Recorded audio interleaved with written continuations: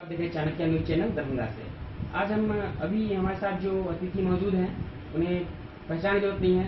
राष्ट्रीय अध्यक्ष Mithila action union के अविनाश भारद्वाज जी हमारे साथ हैं और अभी क्योटी ब्लॉक के दौरे पे है। रात 11 बज रहा है और ये क्योटी ब्लॉक में है अभी, और यहाँ के जो बाढ़ग्रस्त इलाके हैं उसका दौरा कर रहे हैं और जहाँ पर यथासंभव मदद हो रही है पहुँचा रहे हैं। आइए जानते हैं उनसे किस तरह मदद पहुँचाते हैं, किस तरह से मदद कर रहे हैं यहाँ के लोगों का, बाढ़ग्रस्त लोगों का। जी, मिथिला अर्जेंट यूनियन बाढ़ग्रस्त लोगों का हर स्तर पर मदद कर रही है। और साथ में मैं बता दूं कि आज के डेट में कम से कम 50 जगह पे ऐसा जहां पे लोगों को जरूरत है, वहां पे सैकड़ों नहीं हजारों की संख्या में नौजवान फ्लड पीड़ित बाढ़ से इफेक्टिव लोग, जो कि जैसे चावल हो गया या गेहूं हो गया या चूरा हो गया या सूखा सामान हो गया या दवा की आवश्यकता है, यहाँ तक कि पीने की पानी की आवश्यकता है, तो हम लोग बोतल कलेक्ट कर करके लोगों को उनके घर तक, जरूरतमंदों को उनके घर तक पहुंचाने का काम कर रहे हैं। जी, और जिस तरह से मतलब अभी राहत से अभी अब इससे पहले कहाँ के दौरे पे थे? इससे पहले मैं तत्काल अभी यहाँ पे कमतौल ब्लॉक से आया हूँ, जाले ब्लॉक से आया हूँ। वहाँ कमतौल ब्लॉक के बगल में, कमतौल बाजार के बगल में चारों तरफ जलमंग की स्थिति है। पिछले 3 दिनों से लगातार पानी बढ़ता ही जा रहा है। हमने जब दौरा किया तो हमने पाया कि एक जगह भी सरकारी कर्मचारी मौजूद नहीं है। जैसे कि कहा गया कि एमडीएम वाला चावल लेके गुरुजी या जो सरकारी शिक्षक हैं वो लोग खाना पहुंचाएंगे, ऐसा हमने कहीं भी नहीं देखा। एक भी हम लोगों ने हेल्थ सेंटर नहीं देखा। तो हम लोगों ने आज वहाँ के 4-5 गांवों का दौरा किया है और वहाँ पे सूखा राहत पहुंचाया है, जैसे चावल हो गया, गुड़ हो गया। ये हम लोगों ने समाज से लिया है, लोगों से कलेक्ट किया है और लगभग 5-6 क्विंटल सामान आज हम लोगों ने वहाँ पे डिस्ट्रीब्यूट किया है। जी, अभी आप राष्ट्रीय अध्यक्ष हैं मिथिला एक्शन यूनियन के जी, और जिस तरह के अपने सेनानी और काफी फेमस हो चुका है और सही में वो काम भी करते हैं, तो अभी जिस तरह की कुछ शिकायतें अभी आ रही हैं, जो कुछ पंचायत के जब वहाँ जाते हैं, वहाँ के जो लोकल प्रतिनिधि हैं, स्थानीय प्रतिनिधि हैं, वो उन्हें काम करने में अवरुद्धता पैदा करते हैं, उनको काम नहीं करने देते हैं। उनका कहना है कि आप मेरे हिसाब से काम कीजिए, मैं चाहूँ तो मदद कीजिए, नहीं चाहूँ तो मदद नहीं कीजिए। इस तरह क्या करेंगे? देखिए, जब पीड़ित मानवता की सेवा की बात आती है तो मिथिला अर्जेंट यूनियन का ये रिकॉर्ड रहा है पिछले 3 सालों से कि हम सरकार का इंतजार नहीं करते, हम स्थानीय जनप्रतिनिधि का इंतजार नहीं करते। हमारे नौजवान सीधा अगल बगल से कलेक्शन करके और सीधा पीड़ित लोगों के पास पहुंचाने का काम करते हैं। इसी में कुछ नकारात्मक लोग हैं, बहुत सारे जनप्रतिनिधि हैं, बहुत सारे सरकारी अफसर हैं, जिन्हें ये काम कहीं से भी अच्छा नहीं लगता। इसलिए अच्छा नहीं लगता क्योंकि उन्हें पता है कल के डेट में ये नौजवान जो आज काम कर रहे हैं वो प्रश्न उठाएंगे कि जब बाढ़ का समय था, जब पीड़ित मानवता को सेवा की जरूरत थी, तो आप जनप्रतिनिधि होने के नाते क्या कर रहे थे? आप तो घरों में बैठे हुए थे, हम लोग काम कर रहे थे।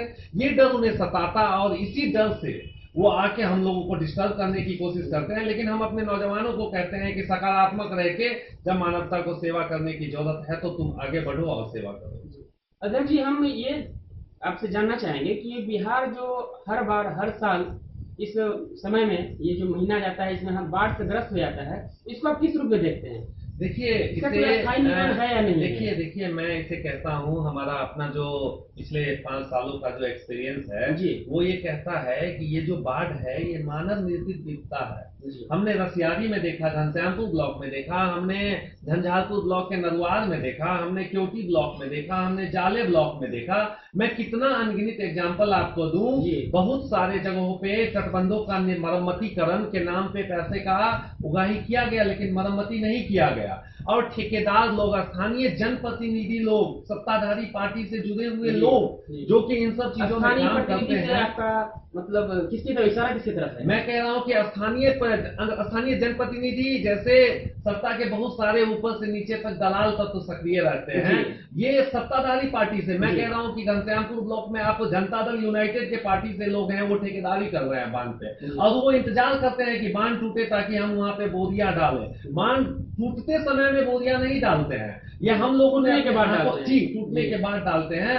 और वहाँ के इंजीनियरों को पता है, वहाँ के स्थानीय जनप्रतिनिधि जो मुखिया तत्व हैं उनको पता है, लेकिन वो इन बातों का विरोध नहीं करते हैं। इन बातों को लेके हम आने वाले समय में एक बहुत बड़ा आंदोलन की पृष्ठभूमि बना रहे हैं और जनता को जागरूक करने का काम कर रहे हैं, बाढ़ राहत कर चलाने के साथ साथ, कि जब अप्रैल मई जून ये सब महीना होता है, सूखा महीना होता है, तो पैसे निकासी किया जाता है और बांध पे एक क्या कहते हैं, एक मतलब 1 इंच मिट्टी तक नहीं डाला जाता है। और जब टूटने का समय होता है तो चारों तरफ से ट्रैक्टर ट्रॉली के साथ काम किया जाता है। और वही जनप्रतिनिधि लोग बाद में राहत, जब बांध टूटता है तो राहत बंटवारा के नाम पे, तरह तरह के नाम पे अपना जेब गर्म करने की कोशिश करते हैं। इसका मिथिला स्टूडेंट यूनियन का तमाम नौजवान इस बार कमर कस के तैयार है और सत्ता से ये प्रश्न पूछेगा कि ये मानव निर्मित विपदा क्यों हमारे यहाँ बार बार आती है।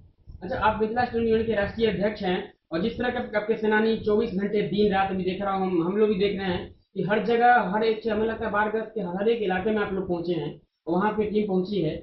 और ये जो सेवा करती है, जो धन आता है, ये जो सेवा जिसे करते हैं, जो राहत आता है, वो कहाँ से आता है? देखिए, मैं आप एक गैर राजनीतिक पार्टी है, आपको कोई पार्टी सपोर्ट नहीं करती। अभी आए दिन दरभंगा में देखा कि एमएसयू के साथ जो हुआ वो काफी निंदनीय था, जो जिला प्रशासन दरभंगा ने आप लोग साथ किया।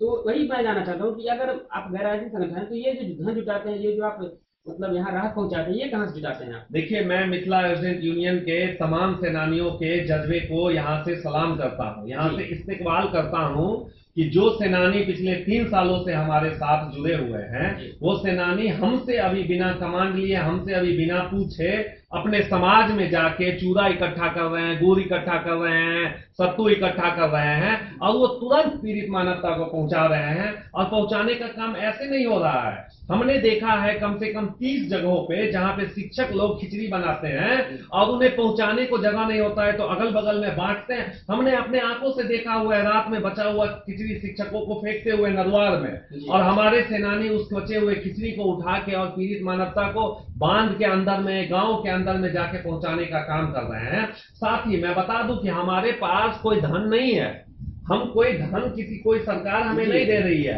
हम आपसे लेते हैं, हम मीडिया बंधुओं से लेते हैं, गांव समाज से लेते हैं, और इन समाजों को इकट्ठा करते हैं। पिछले दिनों जो स्थानीय प्रतिनिधि हैं, इसी आधार पे मिथिला स्टूडेंट यूनियन को काम नहीं करने देते हैं कि आप धन कहाँ से लाते हैं, आप कहाँ से करते हैं, अगर है तो हमें दीजिए। वो मतलब एमएसयू को काम करने से रोकते हैं, उनका कहना है कि धन हमें दीजिए, हम डिस्ट्रीब्यूट करेंगे। देखिए, यहाँ पे 2 बात है जी। जैसे मैं आपको स्पष्ट तौर पे बता दूं, मैंने कल अखबार में पढ़ी और मैं सन्न रह गया कि जनता दल यूनाइटेड के जिला अध्यक्ष पर राहत सामग्री बेचने का आरोप लगा। जी। और उस समय जब आप मिथिला स्टूडेंट यूनियन के लोगों को देखिएगा, सेनानियों को देखिएगा, तो गांव गांव, शहर शहर, मोहल्ला मोहल्ला, पगडंडी भीख मांग रहे हैं, छोटा छोटा बकेट लेके, आपको भाई साहब जो है, जो कुछ हमें दीजिए, हम जाके पहुंचाएंगे। तो ये 2 तरह की चीजें हो रही है। जिन्हें हमने चुन के भेजा कि हमारी बातें करेंगे, वो वहां पे अभी राहत के समय, अभी जब मानवता को सेवा करने की जरूरत हुई, अपने वोटरों को सेवा करने की जरूरत हुई, तो उससे पैसा कमा के अपना जेब भरने का काम कर रहे हैं। और हम लोग, चूंकि हम लोग इस मिट्टी से बंधे हुए हैं, हम लोग इस मिट्टी में जन्म हुए हैं, हमें अपने मिट्टी से प्रेम है, हम अपने मिट्टी के लिए यहाँ काम कर रहे हैं, तो हमने इन सब चीजों को देखा है, झेला है, तो हम लोग आज आगे बढ़ के चारों तरफ से सामान इकट्ठा करके, हमारे बंधु जो दिल्ली में है, बॉम्बे में है, जो कनाडा में, कहीं भी है,